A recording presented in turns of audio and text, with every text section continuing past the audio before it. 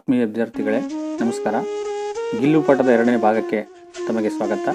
ನಾವು ಗಿಲ್ಲು ಪಾಠದ ಮೊದಲನೇ ಭಾಗವನ್ನು ಮೆಮೊರಿ ಮಾಡ್ಕೊಳ್ತಾ ಮುಂದಿನ ಭಾಗಕ್ಕೆ ಹೋಗೋಣ. ಇಲ್ಲಿ ಮೊದಲನೇ ಭಾಗದಲ್ಲಿ ನಾವು ಹೇಳಿದ್ವಿ ಪಶು ಪಕ್ಷಿಗಳಿಂದ ಮಹತ್ವ ಏನು ಅಂತ ಹೇಳ್ತಾ ಹೋದ್ವಿ. ಆ ನಂತರ ಅದರ ಆಶಯವನ್ನು ನಾವು ಹೇಳ್ತಾ ಹೋದ್ವಿ ಅಲ್ವಾ.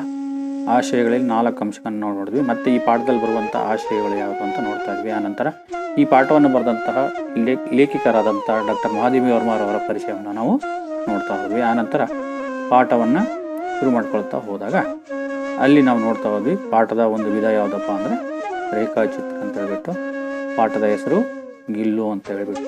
ಆನಂತರ ಇಲ್ಲಿ ಒಂದು ಕಥೆಯನ್ನು ಹೇಳ್ತಾ ಹೋದ್ರು. ಇದ್ದಕ್ಕಿದ್ದ ಹಾಗೆ ಮಹಾದೇವಿ ವರ್ಮರು ಹೇಳ್ತಾರೆ, ನಾನು ಒಂದು ಸಾರಿ ಆಕಸ್ಮಿಕವಾಗಿ ಕಟ್ಟೆ ಮೇಲೆ ನಿಂತ್ಕೊಂಡಾಗ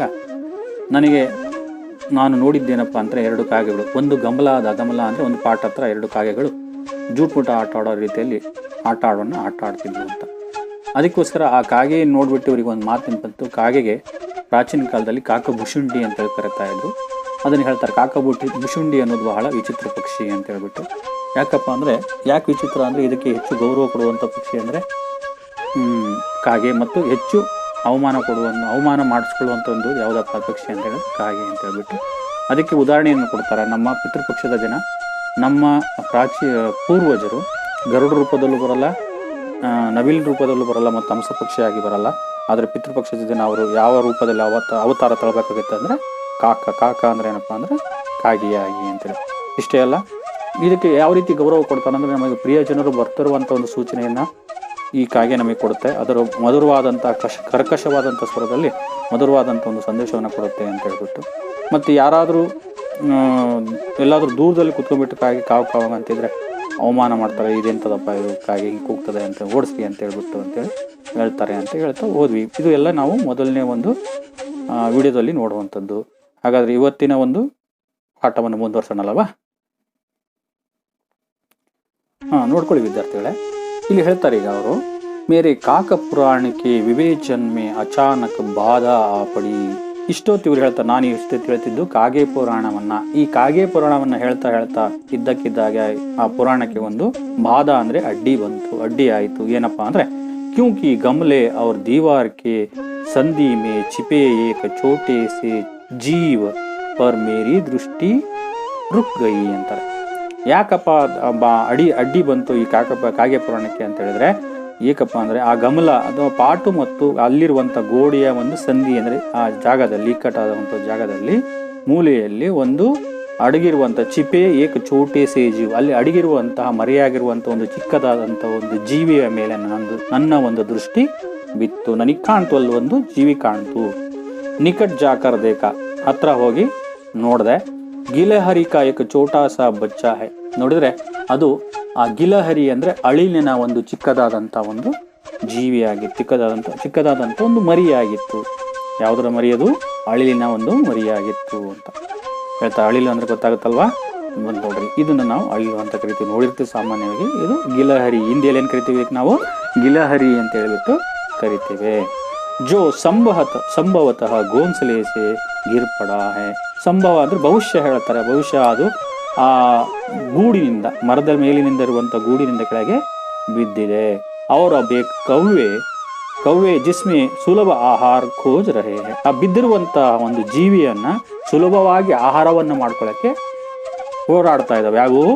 ಕಾಗೆಗಳು ಅಂತ. ಅದನ್ನ ಸುಲಭವಾದ ಆಹಾರ ಮಾಡ್ಕೊಳ್ಳೋಕ್ಕೋಸ್ಕರ ತಯಾರಿಗಿದ್ದಾವೆ. ಕಾಕದ್ವಯಕ್ಕಿ ಚೋಂಚೋಂಕೆ ದೋ ಘಾವ್ಸ್ ಲಘು ಪ್ರಾಣಿಕೆ ಲಿಯೇ ಬಹುತ್ತೆ. ಲೇಖಕ ಹೇಳ್ತಾರೆ, ಕಾಕದ್ವಯ ಅಂದ್ರೆ 2 ಅಂತ. 2 ಕಾಗೆಗಳ ಆ ಕೊಕ್ಕಿನ ಒಂದು ಹೊಡೆತ, ಅದಕ್ಕೆ ತಾಗುವಂಥ ಒಂದು ಹೊಡೆತ ಇದೆಯಲ್ಲ, ಆ ಚಿಕ್ಕದಾದಂಥ ಲಘು ಜೀವಿಗೆ, ಪ್ರಾಣಿಗೆ ಅದು ಬಹಳ ಪೆಟ್ಟಾಗ್ತಿತ್ತು.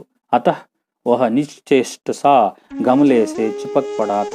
ಆ 2 ಕೊಕ್ಕುಗಳ ಹೊಡೆತದಿಂದ ನಿಶ್ಚೇಷ್ಟ ಅಂದ್ರೆ ಪ್ರಜ್ಞೆ ತೆಗ್ಬಿಟ್ಟು ಆ ಗಮಲಕ್ಕೆ ಅಂಟ್ಕೊಳ್ಳೋ ರೀತಿಯಲ್ಲಿ ಬಿದ್ದಿತ್ತು ಅಂತ, ಅಂಟ್ಕೊಂಡ್ಬಿಟ್ಟಿತ್ತು ಆ ಜೀವಿ ಅಂತ. ಯಾವುದದು? ಅಳಿಲು ಅಂತ. ಸಬನೆ ಕಹ ಕವ್ವೆ ಕಿ ಚೋಂಚ್ ಕಾ ಘಾವ್ ಲಗ್ನೆ ಕೆ ಬಾದ್ ವಹ ಬಚ್ ನಹಿ ಸಕ್ತಾ ಅಂತ ಎಲ್ಲರೂ ಹೇಳಿದ್ರು. ಅಲ್ಲಿರುವಂಥವ್ರು ಎಲ್ಲರೂ ಹೇಳಿದ್ರು, ಆ ಕಾಗೆಗಳ ಒಂದು ಕೊಕ್ಕಿನ ಹೊಡೆತದಿಂದ ಈ ಒಂದು ಜೀವಿ ಬದುಕೋಕೆ ಸಾಧ್ಯ ಇಲ್ಲ. ಅತಃ ಇಸೆ ಐಸೆ ಹಿ ರೆಹನೆ ದಿಯಾ ಜಾಯ್. ಅದಕ್ಕೋಸ್ಕರ ಹೀಗೆ ಇದನ್ನ ಬಿಟ್ಬಿಡೋದು ಒಳ್ಳೇದು ಅಂತ ಅಲ್ಲಿರುವಂಥವ್ರು ಸಜೆಷನ್ ಕೊಟ್ಟರು. ಪರಂತು ಮನ್ ನಹಿ ಮಾನ. ಮಹಾದೇವ ವರ್ಮರು ಹೇಳ್ತಾರೆ, ಆದ್ರೆ ನನಗೆ ಮನಸ್ಸು ಒಪ್ಪಲಿಲ್ಲ. ಉಸೆ ಹೌಲೆ ಸೆ ಊಟಾಕರ್ ಅಪನೆ ಕಮ್ರಿ ಮೇಲಾಯಿ. ಹೇಳ್ತಾರೆ ಹೌಲೆ ಅಂದ್ರೆ ಹಗೂರವಾಗಿ, ನಿಧಾನಕ್ಕೆ ಹಗೂರವಾಗಿ ಅದನ್ನು ಎತ್ಕೊಂಡ್ಬಿಟ್ಟು ನಾನು ನನ್ನ ಕೋಣೆಗೆ ತಗೊಂಡ್ಬಂದೆ. ಫಿರ್ ರೂಯಿ ಸೆ ರಕ್ತ ಪೋಂಚಕರ್ ಘಾವಂ ಪರ್ ಪೆನ್ಸಿಲಿನ್ ಕಾ ಮರ್ಹಮ್ ಲಗಾಯ.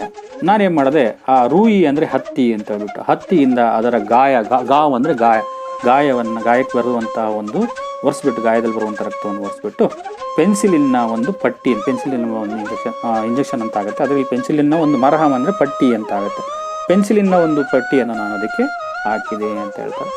ಕೈ ಗಂಟೆ ಕೆ ಉಪಚಾರಕ್ಕೆ ಉಪರಾಂತ್ ಉಸ್ಕೆ ಮೂಹ್ ಮೇ ಏಕ್ ಬೂಂದ್ ಪಾನಿ ಟಪ್ಕಾಯ ಜಾಸಕ. ಈ ರೀತಿ ಕೆಲವಾರು ಗಂಟೆಗಳ ಉಪಚಾರದ ನಂತರ, ಆ ಚಿಕಿತ್ಸೆಯ ನಂತರ, ಆ ನಂತರದ ಬಾಯಲ್ಲಿ ಒಂದು ಹನಿ ನೀರನ್ನು ಹಾಕಲಾಯಿತು. ಕೆಲವು ಗಂಟೆಗಳ ನಂತರ ಒಂದು ಹನಿ ನೀರನ್ನು ನಾನು ಬಿಡೋದಕ್ಕೆ ಸಾಧ್ಯ ಆಯಿತು.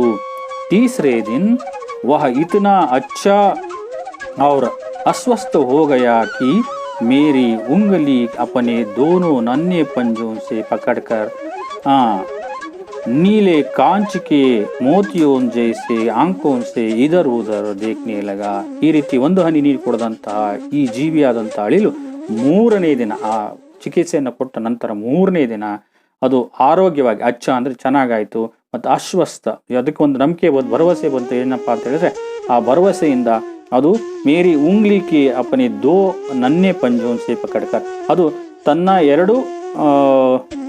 ನನ್ನ ಬೆರಳನ್ನು, ಉಂಗ್ಲಿ ಅಂದರೆ ಬೆರಳನ್ನು, ನನ್ನ ಬೆರಳನ್ನು ತನ್ನ 2 ಕಾಲುಗಳಿಂದ, ಪಂಜ ಅಂದರೆ ಕಾಲುಗಳಿಂದ ಇಟ್ಕೊಂಡ್ಬಿಟ್ಟು, ತನ್ನ ಮುತ್ತಿನಂತಹ ಗಾಜಿನಂತಹ ಕಣ್ಣುಗಳ, ನೀಲಿಯಾದಂಥ ಕಣ್ಣುಗಳ ಮುಖಾಂತರ ಆ ಕಡೆ ಈ ಕಡೆ ನೋಡೋಕೆ ಶುರುವಾಯಿತು. ಅಂದರೆ ಆರೋಗ್ಯವಾಯಿತು, ಪೂರ್ಣವಾಯಿತು ಅಂತ ಹೇಳ್ಬಿಟ್ಟು. 3-4 मास में उसके स्निग्ध रोए, जब्बेदार पूंछ और चंचल चमकीले आंख सबको ವಿಸ್ಮಿತ್ ಕರ್ನೆ ಲಗಿ. ಈ ರೀತಿ 3-4 ತಿಂಗಳು ಕಳೆದ ನಂತರ ಅದರ ಸ್ನಿಗ್ಧ ರೋಯೆ ಅಂತಾರೆ. ಸ್ನಿಗ್ಧ ಅಂದರೆ ಜಿಡ್ಡುಗಟ್ಟಿದ ರೋಮಗಳು, ಜಬ್ಬೇದಾರ್ ಪೂಂಚ್ ಬ್ರಷ್ ನಂತಿರುವಂತಹ ಬಾಲ, ಮತ್ತು ಚಂಚಲ ಚಮಕೀಲೆ ಆಂಕೆ, ಚಂಚಲ ಚಮಕೀಲೆ ಅಂದರೆ ಹೊಳೆಯುವಂತಹ ಕಣ್ಣುಗಳಿಂದ ಎಲ್ಲರಿಗೂ ವಿಸ್ಮಿತ್ ಕರ್ನೇಲಗ ಅಂದರೆ ಆಶ್ಚರ್ಯ ಪಡಿಸೋಕೆ ಶುರುವಾಯಿತು. ಹಮ್ಮೂಸೆ ಗಿಲ್ಲು ಕಹಕರ್ ಪುಕಾರ್ನೇ ಲಗೆ, ಬುಲಾನೇ ಲಗೆ. ನಾವು ಅದಕ್ಕೆ ಒಂದು ಹೆಸರನ್ನು ಇಟ್ವಿ, ಏನಂತ, ಗಿಲ್ಲು ಅಂತ. ಅದನ್ನು ನಾವು ಗಿಲ್ಲು ಅಂತ ಹೆಸರನ್ನು ಕರೆಯೋಕ್ಕೆ ಶುರು ಮಾಡಿದ್ವಿ. ಮೈನೆ ಫೂಲ್ ರಕ್ನಿ ಕಿ ಏಕ್ ಹಲ್ಕಿ ಡಲಿಯಾ ಮೇ ರೂಯಿ ಬಿಚಾಕರ್ ಉಸೆ ತಾರ್ ಸೆ ಕಿಟಕಿ ಪರ್ ಲಟ್ಕಾ ದಿಯಾ. ಇಲ್ಲಿ ಮಹಾದೇವ್ರ ಮೇಲೆ ಹೇಳ್ತಾರೆ, ನಾನು ಅದಕ್ಕೆ ಗಿಲ್ಲು ಅಂತ ಹೆಸರಿಂದ ಕೂಗಕ್ಕೆ ಶುರು ಮಾಡಿದೆ, ಮತ್ತು ನಾನು ಅದಕ್ಕೆ ಇರೋದಕ್ಕೋಸ್ಕರ ಒಂದು ಹಲ್ಕಿ ಡಲಿಯಾ ಅಂದರೆ ಬುಟ್ಟಿ ಅಂತ ಹೇಳ್ಬಿಟ್ಟು, ನೋಡ್ರಿ ಗೊತ್ತಾಗುತ್ತೆ. ಈ ಥರ ಆ ಬುಟ್ಟಿಯನ್ನು, ಹೂವನ್ನು ತರುವಂಥ ಒಂದು ಬುಟ್ಟಿಯಲ್ಲಿ ಅದಕ್ಕೆ ರೂಯಿ ಬಿಚಾಕರ್, ಅದರಲ್ಲಿ ಹತ್ತಿಯನ್ನು ಹಾಸ್ಬಿಟ್ಟು ಅದಕ್ಕೆ ಏನು ಮಾಡಿದೆ, ನನ್ನ ಕಿಟಕಿಯ ಒಂದು ತಂತಿಯ ಮೇಲೆ ಆ ಬುಟ್ಟಿಯನ್ನು ನೇತಾಕಿದೆ. ಅದೇ ಹೌದು, ಆ ಯಾರ ಮನೆ ಆಯಿತು, ಅಳಿಲಿನ ಒಂದು ಮನೆ, ಗಿಲ್ಲುವಿನ ಒಂದು ಮನೆ ಆಯಿತು ಅಂತ. 2 ವರ್ಷ ವಹಿ ಗಿಲ್ಲು ಕಾ ಘರ್ ರಹ. ಅದೇ ಮನೆ, ಆ ಗೂಡೆ ಎಷ್ಟು ವರ್ಷ ಮನೆಯಾಗಿತ್ತು, ಗಿಲ್ಲುವಿನ ಮನೆ 2 ವರ್ಷ ಆ ಗಿಲ್ಲುವಿನ ಮನೆಯಾಗಿತ್ತು. ವಹ ಸ್ವಯಂ ಹಿಲಾಕರ್ ಅಪನೆ ಘರ್ ಮೇ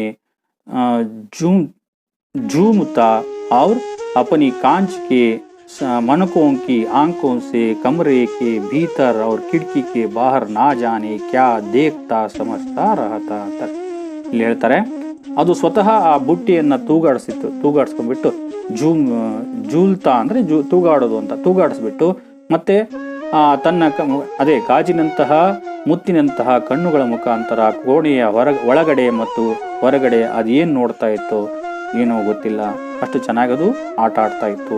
ಪರಂತು ಉಸ್ಕಿ ಸಮಜ್ದಾರಿ ಅವ್ರ ಕಾರ್ಯಕಲಾಪ ಪರ್ ಸಬ್ಕೋ ಆಶ್ಚರ್ಯ ಹೋತಾತ. ಇಲ್ಲಿ ಹೇಳ್ತಾರೆ, ಆದರೆ ಆ ಅಳಿಲು ಮಾಡುವಂತಹ, ಆ ಗಿಲ್ಲು ಮಾಡುವಂತಹ ಅದರ ಬುದ್ಧಿವಂತಿಕೆ ಮತ್ತು ಅದರ ಕಾರ್ಯಕಲಾಪದ ಮೇಲೆ ಎಲ್ಲರಿಗೂ ಆಶ್ಚರ್ಯ ಆಗ್ತಿತ್ತು. ಹಾಗಾದ್ರೆ ಇದೇನು ಮಾಡ್ತಿತ್ತು ಕಾರ್ಯಕಲಾಪ ಅಂದರೆ ಹೇಳ್ತಾರೆ, जब मैं लिखने बैठती तब अपनी ओर मेरा ध्यान आकर्षित करने के लिए उसे इतनी तीव्र इच्छा होती थी कि उसने एक अच्छा उपाय खोज निकाला.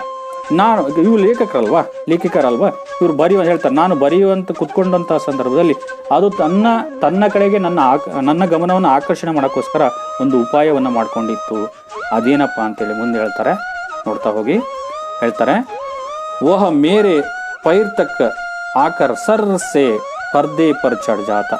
ಆ ಗೂಡಿನಿಂದ ಸೀದಾ ಕೆಳಗಿಳಿದ್ಬಿಟ್ಟು ನಾ ಬರೆಯುವಂತ ಕುತ್ಕೊಂಡಾಗ ನನ್ನ ಕಾಲ ಹತ್ರ ಬಂದ್ಬಿಟ್ಟು ಮತ್ತೆ ಸೀದಾ ಹೋಗ್ಬಿಟ್ಟು ಆ ಪರ್ದೆಯ ಮೇಲೆ ಹೋಗಿ ಕುತ್ಕೊಳ್ತಾ ಇತ್ತು.